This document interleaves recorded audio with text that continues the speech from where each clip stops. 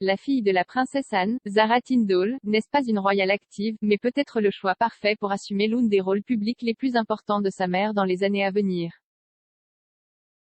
La princesse Anne, 71 ans, a été le tout premier membre de la famille royale britannique à participer aux Jeux olympiques et à perpétuer son héritage en tant que membre du Comité international olympique.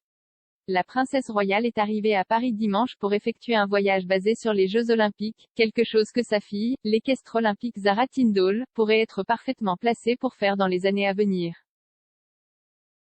Lors de son passage à Paris, qui accueillera les Jeux de 2024, Anne a rencontré de hauts responsables des Jeux olympiques et paralympiques. Anne occupe également le poste de présidente d'honneur de l'Association olympique britannique et, pendant son séjour en France, a rencontré des représentants de la Coupe du monde de rugby de France 2023 dans le cadre de son rôle de marraine de la Scottish Rugby Union. Zara a hérité de sa mère une passion pour les chevaux et aurait probablement été ravie de voir la démonstration des capacités équines de la garde républicaine. Anne a eu droit lundi. La princesse Anne elle-même a remis à sa fille Zara sa médaille d'argent olympique en 2012, où elle a remporté la deuxième place dans une épreuve par équipe aux Jeux de Londres. La princesse Anne a déclaré à Vanity Fair en 2020 que Zara était une nature, avec les chevaux, sans surprise, peut-être, étant donné que ses parents étaient tous deux cavaliers. Elle a ajouté qu'avec le travail acharné de Zara au-dessus de la génétique, elle a eu à juste titre beaucoup de succès. Le père de Zara, Mark Phillips, était le premier mari de la princesse Anne et a remporté une médaille d'or aux Jeux olympiques de Munich en 1972.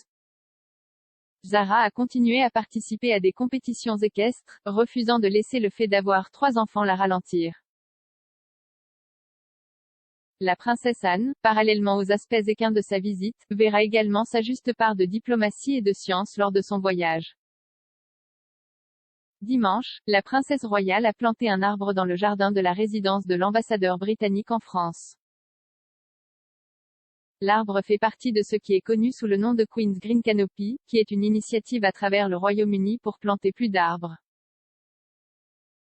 Il a été créé pour marquer le jubilé de platine de la reine en 2022, et cet arbre est le premier dans le cadre de l'initiative qui a été planté dans une ambassade britannique.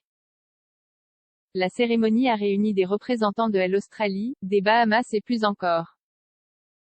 L'ambassadrice britannique en France, Mena Rawlings, a déclaré « Je suis ravie d'accueillir Son Altesse Royale la Princesse Royale à Paris pour un programme passionnant qui reflète les intérêts de SAR ainsi que les valeurs communes et l'engagement du Royaume-Uni et de la France sur la scène mondiale. » Elle a ajouté, de la promotion du développement durable à la célébration des femmes à la pointe de la science, en passant par la perspective des Jeux olympiques et paralympiques de Paris 2024, c'est un immense honneur d'accueillir cette visite.